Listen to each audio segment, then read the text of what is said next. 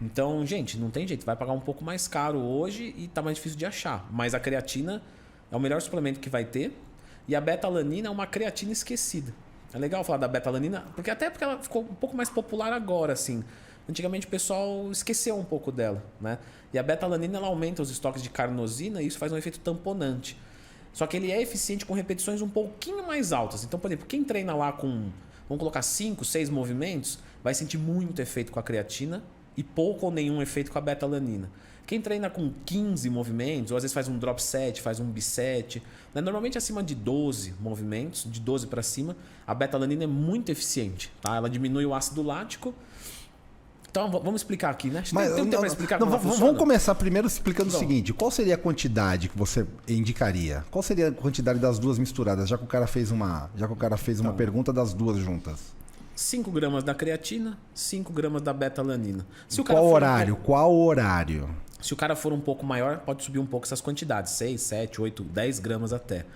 O horário tanto faz, mas as pesquisas mostram que no pós-treino você tem um pouquinho mais de absorção. Então assim, se for para escolher um horário pós-treino, ficou inviável, consome em qualquer horário, com a presença de algum carboidrato, que tá beleza.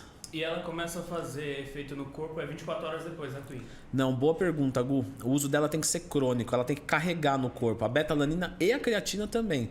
Então a gente está falando de começar a ver resultados com 2, 3, 4 semanas de uso. Ah, é semanas? Eu achei que já era de um dia pro outro. Não, na verdade de um dia para o outro o corpo retém ela. Isso, mas para atingir um nível plasmático não, né? Que ela não está na corrente sanguínea exatamente. Mas para atingir um nível do nosso corpo bom, a gente está falando de pelo menos 3 semanas de uso. Tá. Tanto da beta-alanina quanto da creatina. E uma pergunta, eu vou começar a treinar. Um exemplo, eu tô zero força. Existe algum ciclo de creatina? Um exemplo, tipo, boa. pra mim começar a ganhar um pouco de força para melhorar o treino agora no início? Tanto a creatina quanto a beta-alanina, pelo contrário, não se cicla. Porque se demora 3 semanas para atingir um pico, em uma semana sem usar já desce tudo. Então se você cicla, você só tem prejuízo. Porque quando começa a ter os efeitos, você para.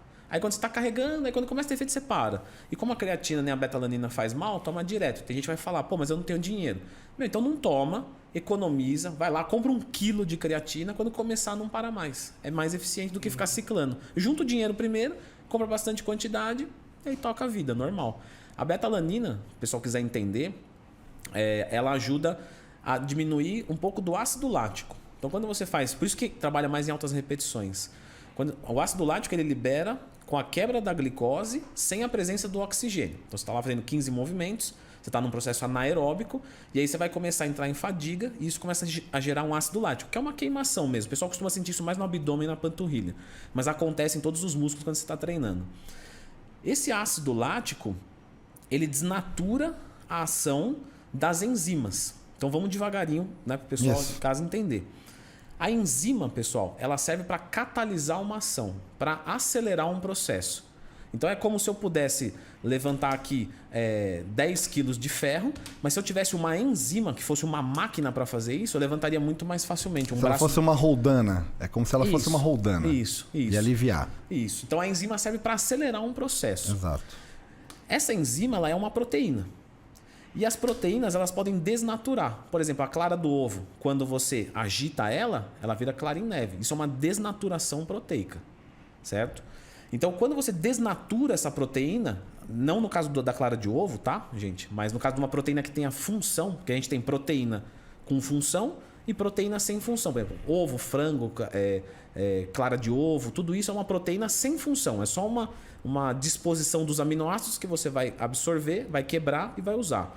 Quando você tem uma proteína de função, por exemplo, um GH, que é um peptídeo, que é antes da proteína, quando você tem a insulina, quando você tem a hemoglobina, tudo isso, se sofrer ações de agitação, de temperatura ou de pH, né? Se você move de ácido para base, de base para ácido, você perde a eficiência.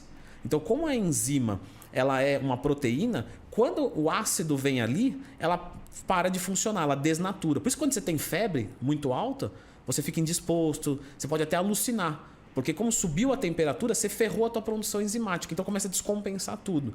E o treino, na verdade, é isso. Você está descompensando. E está descompensando também pelo ácido lático. Quando você bloqueia um pouco essa ação do ácido lático, as tuas enzimas funcionam melhores E aí, como elas funcionam melhores, você consegue render um pouquinho mais no treino. Consegue um pouquinho mais em algumas séries e alguns exercícios a mais. É isso. A beta-alanina funciona assim.